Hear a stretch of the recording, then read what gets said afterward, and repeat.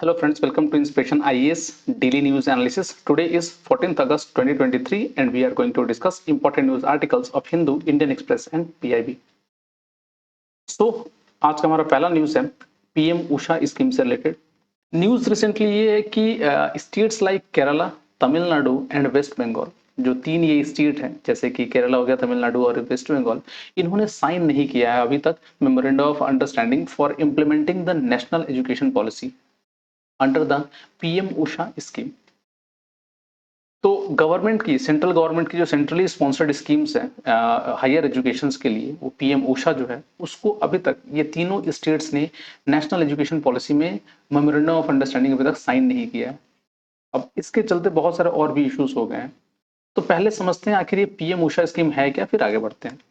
तो अगर आप समझा जाए तो पीएम उषा स्कीम जो पहले इसको राष्ट्रीय उच्चतर शिक्षा अभियान रूसा बोला जाता था, and it was introduced as a centrally sponsored schemes to financially support, means यहाँ पर financial support माइंड करिएगा, support institutions in states and UT। तो states और UT को ये financial support देने की बात करता है ये रोसा scheme. and its aim was to enhance access, equity and excellence in higher education with improved efficiency, transparency, accountability and responsiveness। तो ये जो इसका मेन जो एम था वो जाहिर सी बात है to get to provide the excellence in higher education along with the equity and access to new means high and education services in the higher education. पहला तो ये, और इसका जो इनिशियल फेज जो चालू हुआ था वो 2013 में चालू हुआ था and followed by the second phase in 2018। ठीक है, तो in alignment with the national education policy RUSA initiative has been revamped. उस रूसा को ही अपग्रेड करके इसको बना दिया गया प्रधानमंत्री उच्चतर शिक्षा अभियान, that is PM Usha. Hope आपको समझ में आ रहा होगा ये। और पीएम उषा जो है इसका मेन फोकस क्या है ये अगर देखा जाए तो सबसे पहला ऑब्वियस सी बात है इक्विटी होगा, access and inclusion. And the scheme focuses on equity initiatives and gender inclusion by providing adequate opportunities to underprivileged groups and it promotes the inclusion of women, minorities, SC, ST, OBC and especially abled peoples in higher education, which will help to increase the gross enrolment ratios. तो ये अगर हम provide कराएंगे ना तो gross enrolment ratio भी increase करेगा। दूसरा, it helps in developing quality teaching and learning process and it would provide the facilities to the institutions for upgrading the physical and digital infrastructure and also for the conversion of single stream higher education institutions into multiple stream institutions. तो main इसका initiative ये भी है कि कैसे हम अपने जो सिंगल स्ट्रीम एजुकेशनल इंस्टीट्यूशन को मल्टी स्ट्रीम कर पाए। दूसरा, एक तो थर्ड जो होगा accreditation of non accredited institutions, जो भी ऐसे इंस्टीट्यूशन है जो एक्रेडिशन जिनका नहीं हुआ है उनको एक्रेडिशन कराया जाए and improving accreditations. Accreditation pushes institutions to meet and maintain higher standard in education. In turn, increases trust and confidence in them among the public and boost accountability। जैसे ऑब्वियस सी बात है, अगर accreditations होगा तो उसमें हेल्प मिलेगा कि हाँ जो जितने पब्लिक्स वगैरह पब्लिक होंगे या जो भी पेरेंट्स होंगे वो कोशिश करेंगे कि ऐसे इंस्टीट्यूशंस में ही बच्चों का एडमिशन कराया जाए जो एक्रेडिटेड है।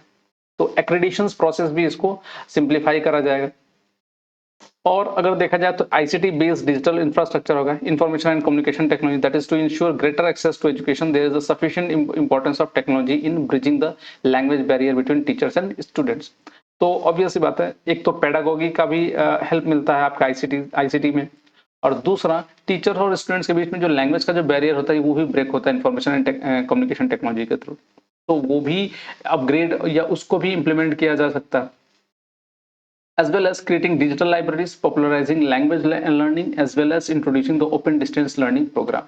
ये आज ओपन डिस्टेंस लर्निंग प्रोग्राम बहुत ही फेमस हो रखा है, कोई भी बाहर से भी आके कर सकता है।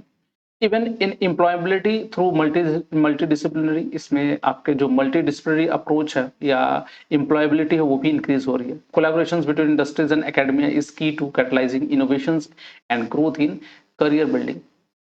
PM Usha will encourage to get linked with the industries and market to strengthen skills, innovation and employability। That is the main focus of the PM Usha schemes। Hope आपको समझ में आ रहा होगा।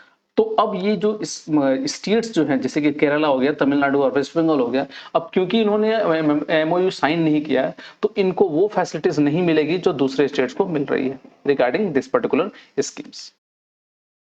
So that is regarding the PM Usha scheme. चलिए next news पे बढ़ते हैं। अपना नेक्स्ट जो न्यूज है वो यूरिया गोल्ड से रिलेटेड। यूरिया गोल्ड रिसेंटली आपको मालूम होगा कि हमारे जो फर्टिलाइजर्स वगैरह होते हैं, जो खेतों में जो फर्टिलाइजर यूज होता है उसमें यूरिया का बहुत ज्यादा मात्रा होता है। ये नाइट्रोजन के फुलफिलमेंट को कंप्लीट करता है, या नाइट्रोजन के रिक्वायरमेंट को कंप्लीट करता है। बट ये गोल्ड क्या है? देखिए गोल्ड जो है ये सल्फर को बोला जा रहा है, मतलब मतलब पुटिंग ऑफ या mixing of sulphur along with the nitrogen और urea. So recently PM of India officially launched urea gold fertilizer, basically urea fortified with sulfur. It is developed by state owned Rashtriya Chemical and Fertilizer Limited RCF। उन्होंने इसको launch किया है। ये urea gold क्या है?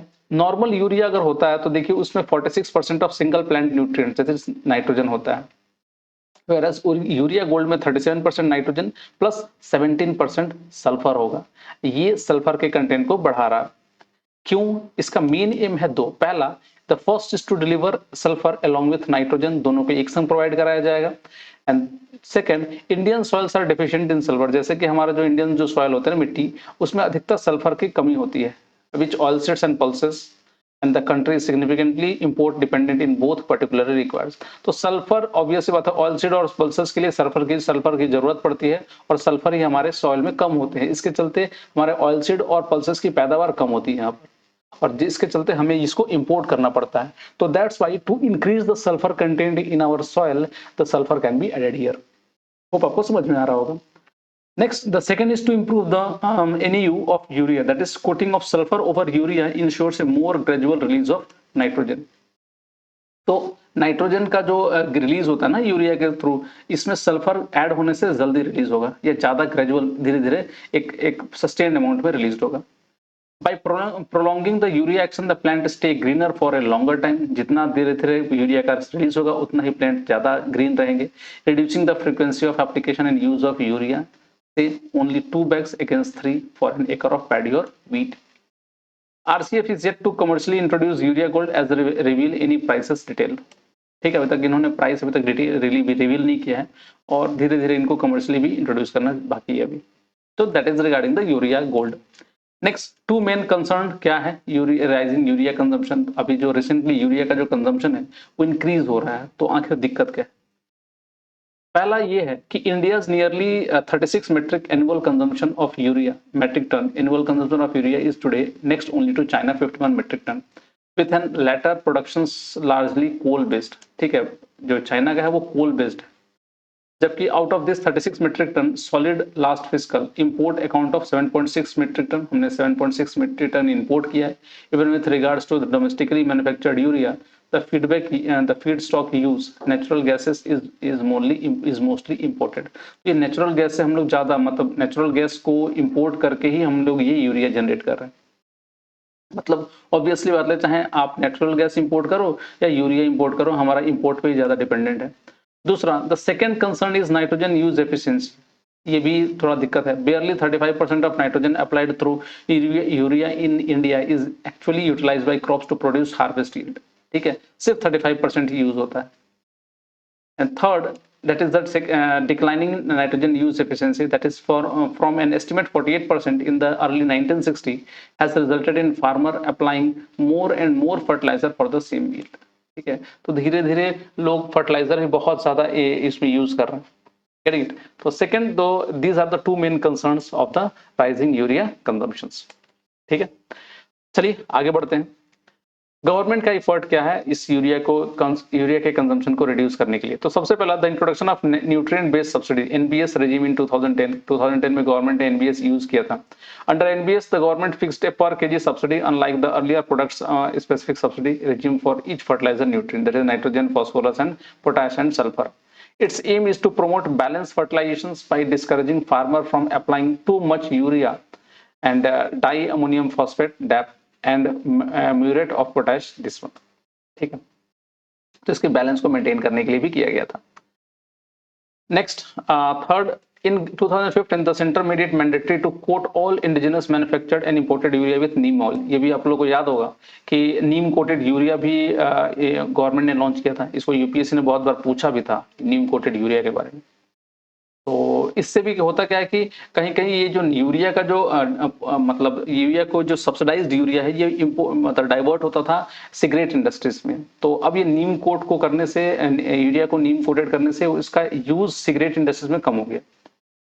So consumption did dip in the initial 2 years, but that trend reversed from 2018-19, and this was followed by replacing 50 kg bag with 45 kg one in 2018, and the launch of liquid nano urea. ठीक है, nano urea भी launch हुआ था by the Indian farmers fertiliser cooperative in 2021.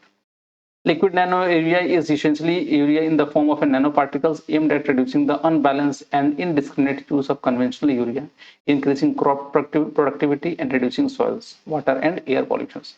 तो nano urea का use करने से एक तो सॉइल और उसके जो वाटर पॉल्यूशन जो होती थी उसके चल वो भी कम हुआ है. None of the above government measures for checking illegal diversions of non-agricultural use, that is अभी तक जितने भी नॉन एग्रीकल्चरल यूज में जो डाइवर्ट हो रहा था यूरिया का उसको अभी तक रोका नहीं जा सका पूरा तरह. Increasing nitrogen use efficiency has failed in reducing urea consumption. So these are few things, these are few reasons for the increase in urea consumption और गवर्नमेंट के एफर्ट्स उतना नहीं काम कर पाए. These are the main things you can write these ये जो content है ये आपको यूपीएससी मेंस के आंसर्स में बहुत ज्यादा इंपॉर्टेंट होंगे. They you can write this, you can include this topic points in the your mains answer writing. So this is regarding the urea and urea consumptions. Next जो news है अपना microplastic से related. Recently team of scientist in China recently found microplastic in the human heart for the first time. That is very dangerous. This conditions is very dangerous and अगर ये ऐसा हुआ है तो आप समझ सकते हैं कि हम कहाँ जा रहे हैं. रिसेंटली जैसे अब इसमें लिखा हुआ है कि ह्यूमन हार्ट में पहली बार माइक्रोप्लास्टिक मिला है और चाइना ने इसको मतलब चाइना के ने इसको डिस्कवर किया है. ऑब्वियस सी बात है, it is the news of very much concern. अगर ऐसा हो रहा है तो it means we are going to we have to need to do something for this one. क्या है microplastic? Microplastic are tiny bits of various types of plastic found in the environment. They are a result of fragmentation and degradation of large plastic items as well as direct release of tiny plastic particles often intentionally added to consumer products like cosmetics and cleaning agents. दूसरा, the name is used to differentiate them from the macroplastics such as bottles and bags made of plastics. There is no universal agreement on the size that fits this bill, and the SNOAA, National Ocean and Atmospheric Administration, and the European Chemical Agency define microplastic as less than 5 millimeter in length. So 5 millimeter in length अगर कोई plastic है, that is known as the microplastics. Hope आपको समझ में आ रहा होगा. So आप समझिए कि माइक्रोप्लास्टिक आप हार्ट के अंदर में मिला है. अब ये कैसे जा सकता है? ऑब्वियस सी बात है, हार्ट के अंदर गया होगा तो it can go via various means. बहुत डिफरेंट अलग तरीके से जा सकता है. Either it can go through the air, it can go through the food और by any means. But how this मतलब they enter into the heart blood, that is the major concern. So type of microplastic, primary microplastic, these are tiny particles designed for commercial use such as cosmetic as well as microfibers shed from clothing and other textiles such as fishing nets. Okay? And they enter the environment directly through an end of any of various channels. For example, product use, intentional loss from the spills during manufacturing or transport or abrasion during washings. Okay? And secondary microplastics, these are plastics that particles that result from the breakdown of larger plastic items such as water bottles. This type happens when larger plastic undergo withering through exposures to the, for example, wave actions, wind aberrations, and ultraviolet radiation from the sunlight. So these are known as the secondary microplastics. Next, environmental impact क्या है? Microplastics are not biodegradable. Obvious सी बात है, ये जल्दी biodegrade नहीं होते हैं. Thus, once in the environment, primary and secondary microplastic accumulate and persist. They can be ingested by marine organisms, leading to potential harm to aquatic life and bioaccumulation along the food chain. Okay. They can also carry toxic chemicals and pollutants, posing additional risk to organisms and ecosystem. So these microplastic is posing various serious threats to the living organisms. अगर ये human के अंदर जा रहे हैं तो फिर सोचिए कहाँ कहाँ गए होंगे. ये हमारे फूड चेन तक एंटर कर चुके हैं. This is the matter of concern. So that is regarding the microplastics. Next आते हैं अपने लूनर साउथ पोल मिशन के ऊपर रिलेटेड. दो स्पेस ऑर्गेनाइजेशंस, इसरो एंड रोस्कोमोस, इन दोनों ने लगभग अभी तक तो रेस लगी हुई है, आपका लूना 25 और हमारा चंद्रयान 3, और दोनों ही साउथ पोल में जा रहे हैं मून के। थोड़ा समझते हैं। देखिए लूना जो मिशंस है वो मतलब बहुत देर से लॉन्च हुआ है, जबकि हम लोग ने बहुत पहले ही लॉन्च किया था, लगभग जुलाई 14 को, और लूना लॉन्च हुआ था लगभग अगस्त 11 को। बट फिर भी लूना पहले हमसे पहुंचेगा और हमें थोड़ा टाइम वक्त लग जाएगा, लगभग 40 दिन हम लगा रहे हैं, जबकि लूना 10 दिन लगा रहा है।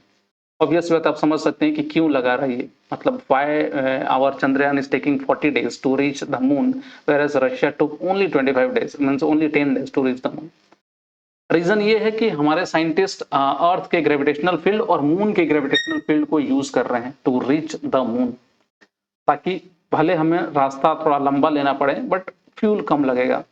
फ्यूल कम लगने से लागत कम लगेगी हमारी, हमें थोड़ा वक्त लग रहा है बट हमारा जो मतलब एक्सपेंडिचर है वो कम लग रही है। जबकि लूना जो है वो पावरफुल रॉकेट को यूज कर रहा है और उसमें फ्यूल का कंजम्पशन ज्यादा होगा, बट हमारा फ्यूल का कंजम्पशन कम होगा, बट हम दिन ज्यादा लगा रहे हैं। ठीक है। सो न्यूज ये है, the moon exploration scene has intensified as Russia Luna 25 mission prepared for a soft landing near the lunar south pole, challenging India's Chandrayaan 3 in the race to touchdown first. While Luna 25 earlier launch and a more direct trajectory give it an edge, Chandrayaan 3 unique features and India Russia collaboration in space activities also merit attention. देखिए हालांकि ये ठीक है, ये merit, ये एक तरह से कंपटीशन है, बट दुनिया की जितनी भी अदर स्पेस एजेंसीज है ना कहीं इन दोनों मिशन को नजर पर रख रही है या नजर रख रही है। दोनों का सक्सेसफुल होना जरूरी है। इससे जो भी कंट्री पहली बार लैंड करेगा वो दुनिया का सबसे पहला देश बनेगा जो मून के साउथ पोल में कोई लैंड करेगा। ये इंडिया भी हो सकता है, रशिया भी हो सकता है, but whoever be the that will be a marvelous achievement। जो भी होगा, या तो इंडिया फर्स्ट हो सकता है या तो रशिया फर्स्ट होगा, या इंडिया सेकंड या रशिया सेकंड हो सकता है, तो that is it doesn't matter, but पहुंचना जरूरी है। थोड़ा और समझते हैं। Luna 25 acceleratory journey launch and orbit. Luna 25 was launched on 10th August, aiming to enter lunar orbit by August 16।